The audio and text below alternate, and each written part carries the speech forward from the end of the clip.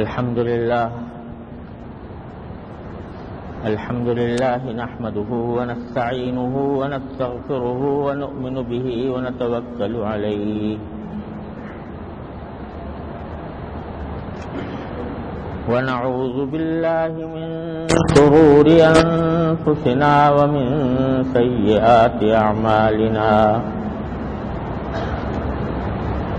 من يهده الله فلا مضل له ومن يضلله فلا هادي له وأشهد أن لا إله إلا الله وحده لا شريك له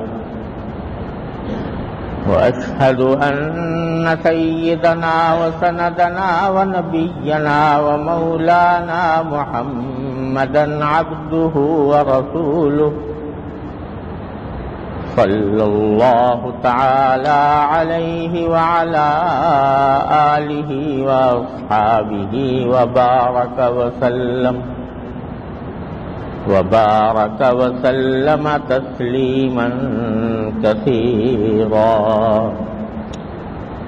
أما بعد فأعوذ بالله من الشيطان الرجيم بسم الله الرحمن الرحيم قل أعوذ برب الناس ملك الناس إله الناس من شر الوسواس الخناس الذي يوسوس في صدور الناس من الجنة والناس آمنت بالله صدق الله مولانا العظيم وصدق رسوله النبي الكريم ونحن على ذلك من الشاهدين والشاكرين والحمد لله رب العالمين.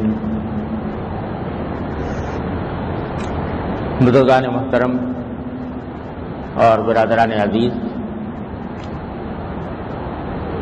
یہ قرآن کریم کی آخری سورت ہے جس کی کچھ تشریح کا بیان پچھلے چند جمعوں سے چل رہا ہے. اس کا خلاصہ یہ ہے، یہ قرآن کریم کی آخری دو سورتیں قل اعوذ برب الفلق اور قل اعوذ برب الناس، یہ نبی کریم سرور دو عالم صلی اللہ علیہ وسلم پر اس وقت نازل ہوئی تھی جب کچھ یہودیوں نے آپ پر جادو کرنے کی کوشش کی تھی.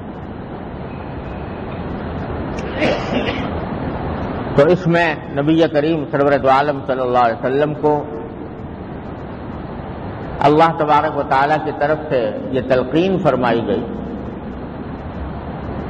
کہ آپ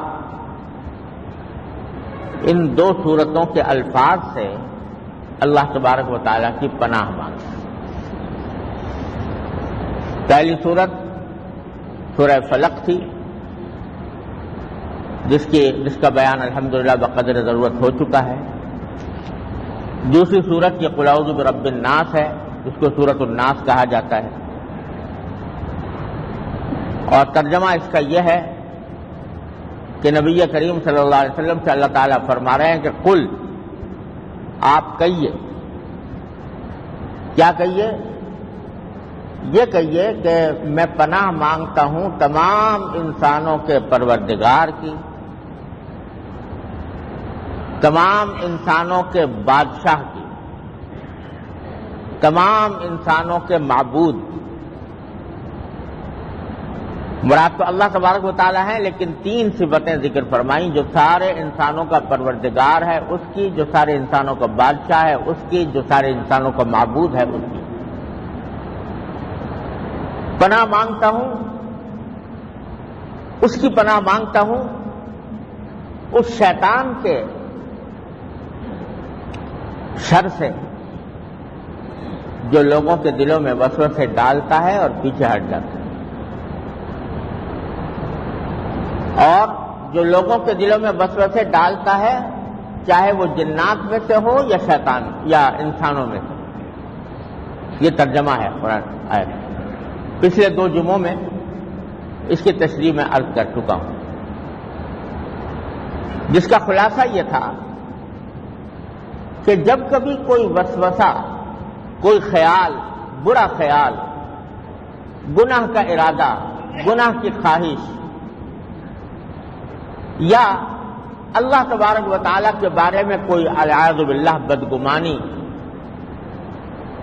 اس قسم کا کوئی وسوسہ پیدا ہو تو اللہ تبارک و تعالیٰ نے یہ تلقین فرمائی ہے کہ بندے کو چاہیے کہ وہ اللہ تبارک و تعالیٰ کی پناہ مانگے کہ اللہ میں اس وسوسے کے شر سے آپ کی پناہ مانگتا ہوں۔ اس میں ہر قسم کا وسوسہ داخل ہے، اور جب اللہ تبارک و تعالیٰ نے یہ خود فرمایا ہے کہ میری پناہ مانگو، تو یقیناً جو بندہ اس پر عمل کرے گا تو اللہ تعالیٰ اس کو اپنی پناہ عطا فرمائے گا۔ یہ ممکن نہیں ہے کہ ایک کریم ذات کسی سے کہے کہ تم میری پناہ مانگو، اور جب وہ مانگے تو کہے بھاگ جاؤ، میں تمہیں پناہ نہیں دیتا۔ ایک معمولی شریف آدمی بھی یہ کام نہیں کر سکتا۔ اللہ تبارک و تعالیٰ کی ذات جو رحمان و رحیم ہے، وہ اس سے یہ ممکن نہیں ہے۔ اسی لیے حضرت حکیم الامت مولانا تھانوی رحمۃ اللہ نے فرمایا کہ قرآن کریم میں جو دعائیں بتائی گئی ہیں کہ یہ دعا مانگو، یہ دعا مانگو، ان دعاؤں کے رد ہونے کا امکان ہی نہیں، کیونکہ جب اللہ تعالیٰ خود فرما رہے قل رب اغفر وارحم وانت خیر الراحمین، مثلا قرآن کریم میں فرمایا، یہ کہو کہ اے میرے پروردگار مجھے بخش دے، مجھ پر رحم فرما، انت خیر الراحمین، تو بہترین رحم کرنے والا ہے۔ تو جب اللہ تعالیٰ خود کہہ رہے ہیں کہ یہ کہو، یعنی درخواست کا مضمون بتا رہے ہیں۔ جب کسی کے سامنے درخواست پیش کی جاتی ہے، ایک شکل تو یہ ہے کہ آدمی اپنے الفاظ میں پیش کرے، جس کے سامنے پیش کر رہے ہیں وہ خود بتا رہا ہے کہ ان الفاظ سے مجھے درخواست دو، تو وہ کیسے رد ہوگی؟ اس واسطے جب اللہ کی پناہ مانگے گا انسان اس قسم کے تمام وساوس کے شر سے، تو اللہ تبارک و تعالی اس کو ضرور پناہ عطا فرمائیں گے، بشرطے کہ سچے دل سے مانگے۔ دیکھیے حضرت یوسف علیہ السلام کا واقعہ قرآن کریم میں ذکر کیا ہے۔ زلیخا نے ان پر ڈورے ڈالے اور چاروں طرف سے دروازے بند کر دیے اور گناہ کی دعوت دی۔ جس کو دعوت دی جا رہی تھی وہ بھی انسان تھا، بشر تھا، اس کے دل میں بھی بشری تقاضے، بشری خواہشات موجود تھیں، وہ فرشتہ نہیں تھا۔ چنانچہ قرآن کہتا ہے وَلَقَدْ هَمَّتْ بِهِ وَهَمَّ بِهَا، یعنی عورت نے تو ارادہ کر ہی لیا تھا گناہ کرنے کا، ان کے دل میں بھی کچھ خیال آ چلا تھا، کچھ خیال آ چلا تھا، اگر اللہ کی دلیل نہ دیکھ لی ہوتی۔ بشر تھے، اگر خیال نہ آتا اور خواہش پیدا نہ ہوتی تو کوئی کمال نہیں تھا، اگر خواہش نہ پیدا ہوتی دل میں اور بچ جاتے تو کوئی کمال کی بات نہیں تھی، خواہش ہی نہیں ہوئی، حاجت ہی نہیں ہوئی، تو پھر بچ گئے تو کیا کمال۔ لیکن بھرپور جوانی ہے، بشری تقاضے پوری طرح موجود ہیں، قوت اور طاقت موجود ہے، اور دل میں خواہش پیدا بھی ہو رہی ہے، ہوئی ہے، لیکن اس کے بعد بچے، یہ ہے کمال جو پیغمبروں کا کمال ہے۔ تو کیا کیا؟ قرآن کریم کہتا ہے کہ 2 کام کیے۔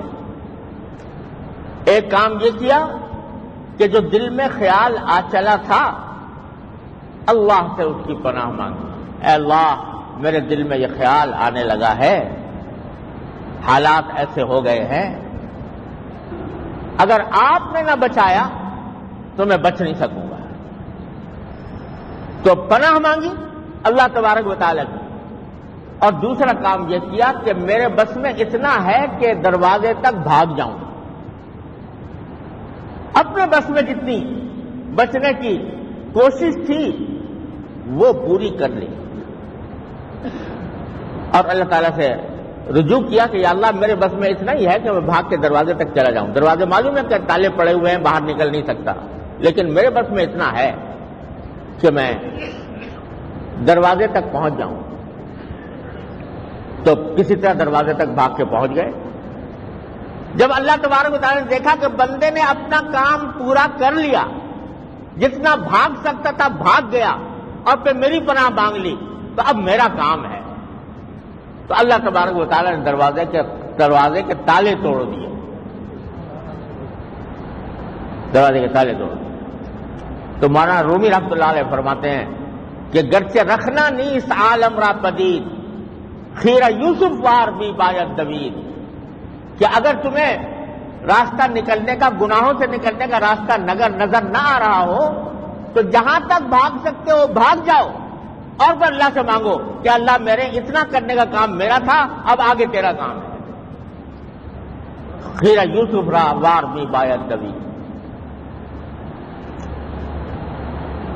میں نے اپنے والد ماجد رحمۃ اللہ علیہ سے سنا کہ سن 1857 کی جنگ آزادی میں جب انگریزوں کے خلاف لڑائی ہو رہی تھی تو جگہ جگہ پھانسیاں لگائی ہوئی تھیں، لوگوں کو پھانسیاں دی جا رہی تھیں، اور ظلم و تشدد کا بازار گرم تھا۔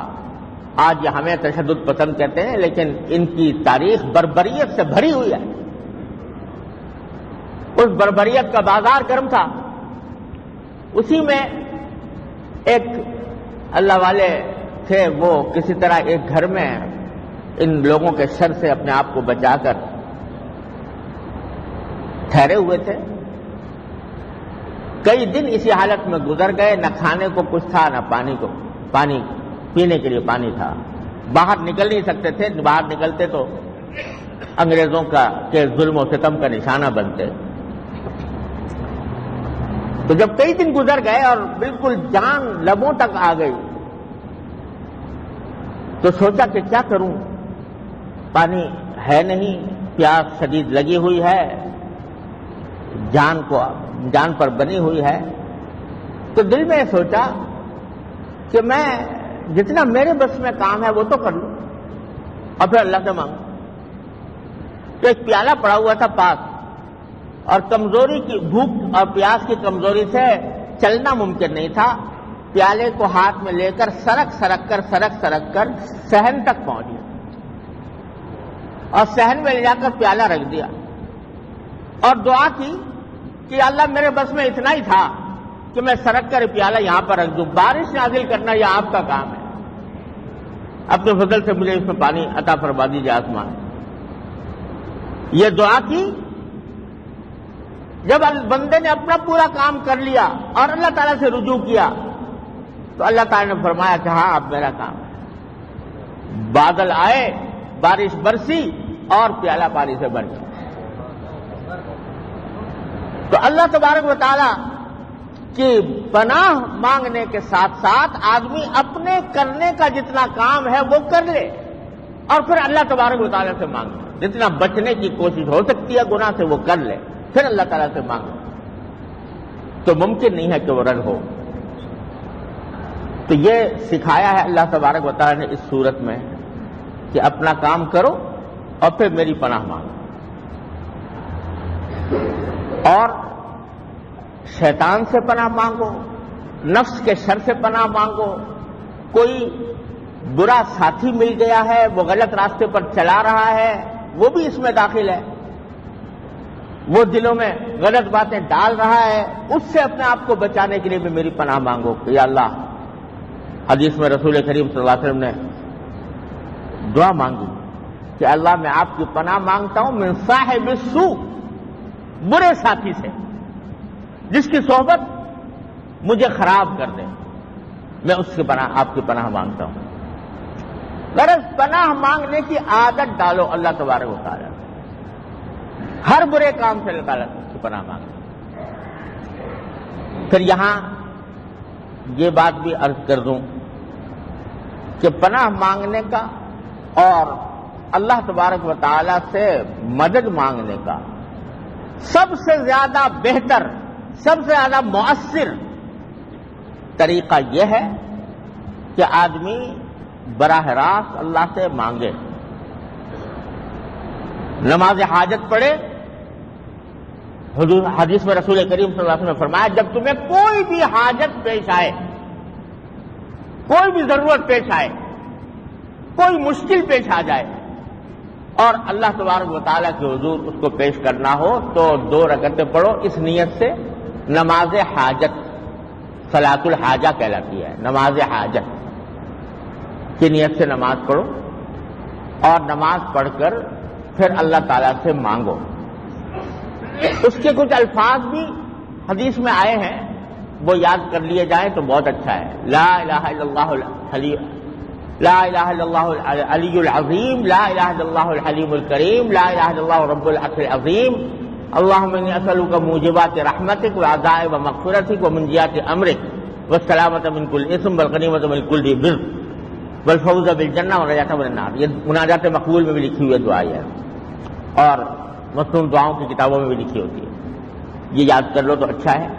لیکن اگر بالفرض یاد نہ بھی ہو، لا الہ الا اللہ العلی العظیم تو کہہ لو گے نا، لا الہ الا اللہ العلی العظیم کہہ کر اور اللہ تبارک و تعالیٰ کے حضور اپنی وہ حاجت پیش کرو، یا اللہ یہ مجھے حاجت پیش آ گئی، اپنے فضل و کرم سے مجھے یہ عطا فرما دے۔ یہ نماز حاجت پڑھ کے دعا مانگنے کا طریقہ تمام حاجات، تمام مشکلات کو حل کرنے کے لیے سب سے زیادہ افضل، موجب ثواب اور سب سے زیادہ مؤثر ہے۔ یہ رسول کریم صلی اللہ علیہ وسلم کی سنت ہے، آپ نے یہ تلقین فرمائی۔ میں اس لیے عرض کر رہا ہوں کہ آج کل ہمارے ماحول میں جب کوئی حاجت پیش آتی ہے یا کوئی مشکل پیش آتی ہے تو لوگ تعویذ گنڈے کے فکر میں ضرور پڑتے ہیں کہ کوئی تعویذ بتا دو یا دے دو اس کام کے لیے، تو وہ تعویذ کی فکر زیادہ ہوتی ہے اور اللہ تعالیٰ کی طرف رجوع کر کے نماز حاجت پڑھ کر دعا کرنے کو کچھ سمجھتے ہی نہیں۔ حالانکہ جو حضور اقدس صلی اللہ علیہ وسلم سے طریقہ ثابت ہے وہ یہ ہے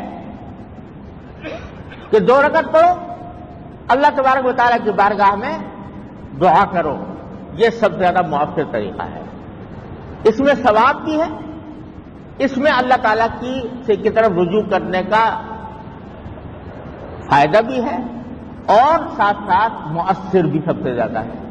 تعویذ گنڈے ہر چیز سے زیادہ مؤثر ہے، لیکن ہمارے معاشرے میں تعویذ گنڈے کو سب سے زیادہ مؤثر سمجھ لیا گیا اور لوگوں میں یہ بات بیٹھ گئی کہ بھائی ہر چیز کے لیے کوئی نہ کوئی تعویذ ہونا چاہیے، ہر چیز کے لیے تعویذ ہونی چاہیے، کوئی فلاں چیز کا تعویذ دے دو، فلاں چیز کا تعویذ دے دو، فلاں چیز کا تعویذ دے دو۔ یہاں تک کہ حضرت تھانوی رحمۃ اللہ علیہ فرماتے ہیں کہ ایک عورت آئی اور آ کے اس کو سر ہو گئی کہ جی میری مانگ صحیح نہیں نکلتی، ٹیڑھی نکلتی ہے، جب میں بال بناتی ہوں، کنگھی کرتی ہوں تو مانگ سیدھی نہیں نکلتی، تو کوئی ایسا تعویذ دے دو کہ مانگ سیدھی نکلا کرے۔ انہوں نے کہا بھائی ایسے اس کا کوئی تعویذ نہیں جی، کوئی تعویذ دے دو، آپ تو عالم آدمی ہو اور کوئی تعویذ دے دو۔ لوگ یہ سمجھتے ہیں کہ عالم جو ہوتا ہے وہ سارا علم دین جو پڑھتا ہے وہ سارا تعویذ گنڈے کے لیے پڑھتا ہے، تو اس کو اگر تعویذ گنڈے نہیں آتے تو وہ عالم ہی نہیں ہے۔ تو سارے علم جو ہے وہ آج کل لوگوں کے ذہن میں منحصر ہو گیا ہے، خاص طور سے خواتین کے ذہن میں، کہ اگر یہ عالم ہے تو ضرور کوئی نہ کوئی تعویذ نکالے گا اور ایسا دے گا کہ جس سے میرا مقصد حل ہو جائے۔ تو خوب سمجھ لیجئے کہ ساری زندگی نبی کریم صلی اللہ علیہ وسلم نے ایک تعویذ نہیں دیا کسی کو. حضور اقدس صلی اللہ علیہ وسلم نے ساری زندگی کبھی کسی کو ایک تعویذ نہیں دیا. ہاں جھاڑ پھونک کی ہے کبھی کبھی، کیونکہ قرآن نے کہا قل، کہو، زبان سے کہو، تو جھاڑ پھونک کی ہے. بعض اوقات بیماروں پر جھاڑ دیا. اللہم رب الناس اذھب الباس واشف انت الشافی لا شفاء الا شفاؤک پڑھ کے دم کر دیا. فرمایا اسأل اللہ العظیم رب العرش العظیم ان یشفیک، یہ کہہ کے دم کر دیا.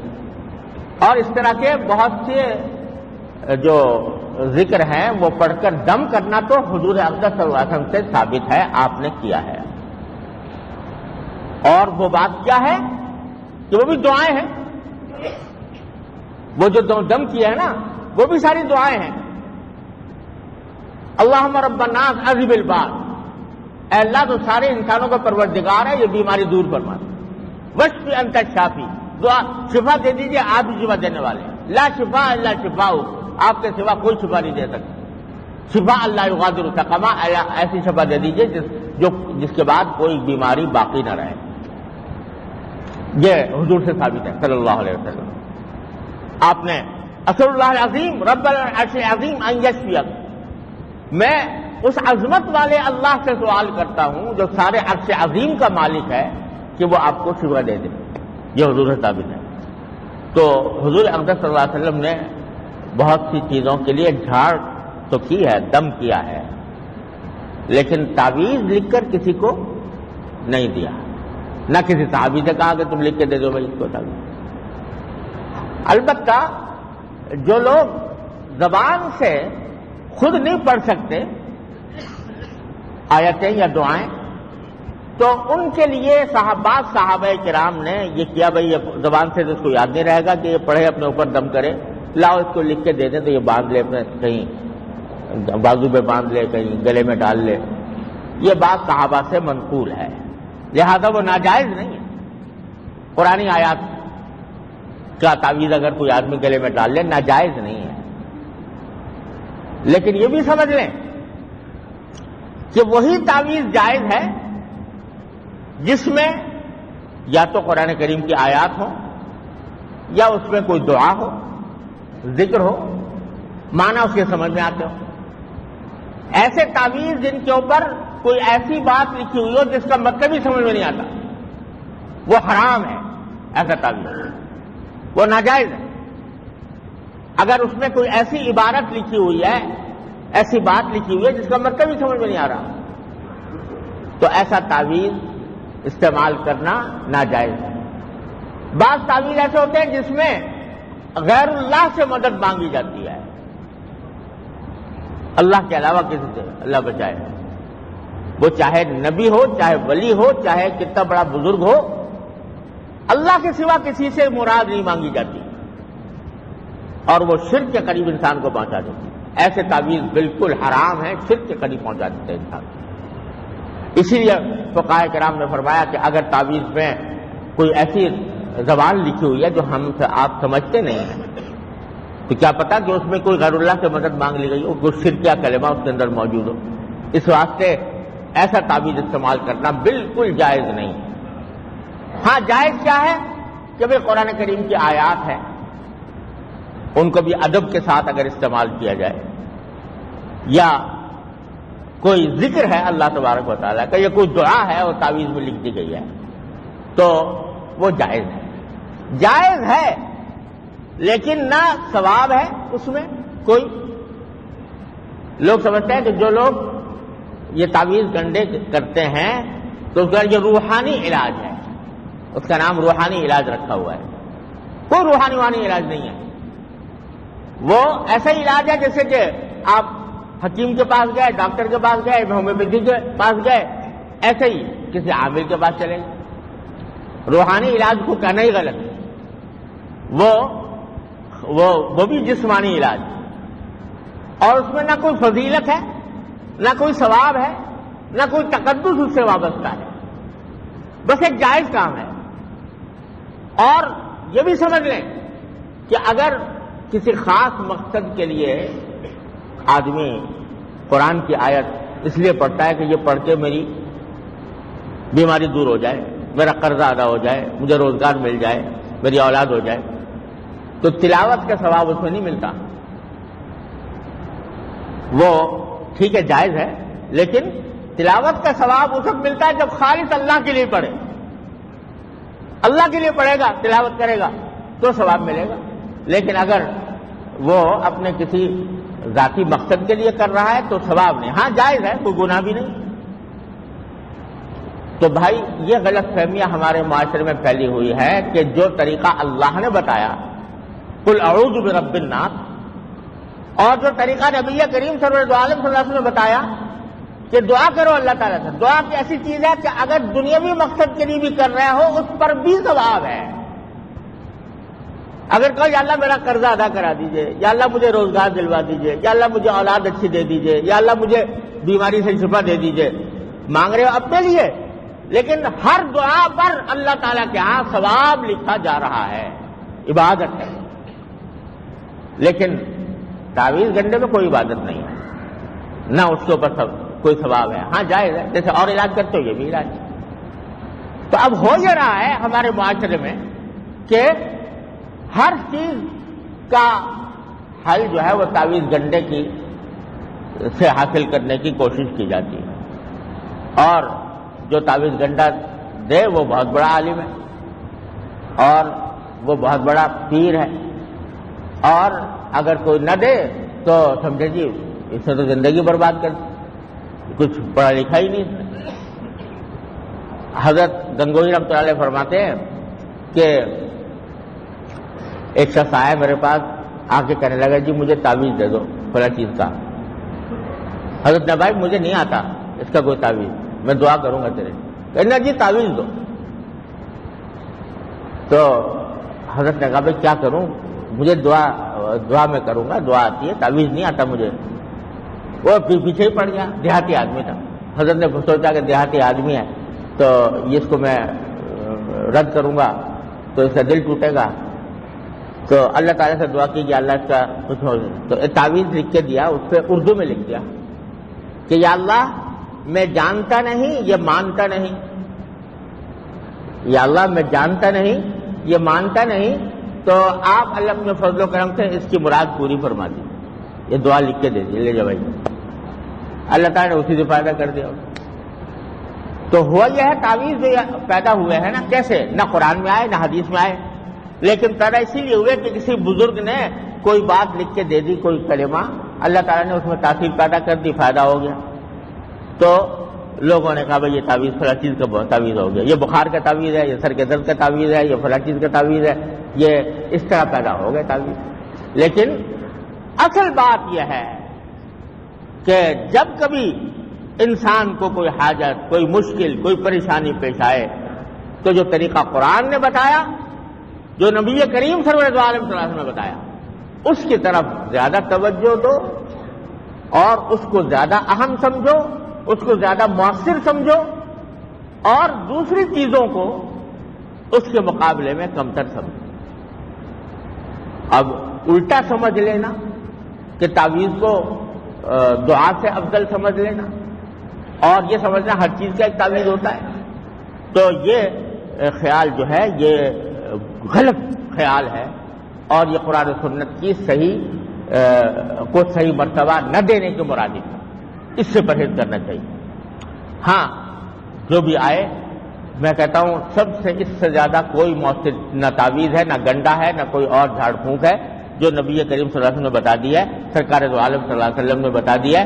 اس کو یاد کر لو نماز حاجت، اور اس کے بعد کی جو دعا ہے لا الہ الا اللہ الحلیم الکریم، لا الہ الا اللہ العلی العظیم، لا الہ الا اللہ الحلیم الکریم، یہ دعا یاد کر کے اور ہر مقصد اللہ تبارک و تعالیٰ کی بارگاہ میں پیش کرنا چاہیے. اللہ تبارک و تعالیٰ اپنے فضل و کرم سے، اپنے رحمت سے ہم سب کو اس پر عمل کرنے کی توفیق عطا فرمائے. وآخر دعوانا الحمدللہ رب العالمین.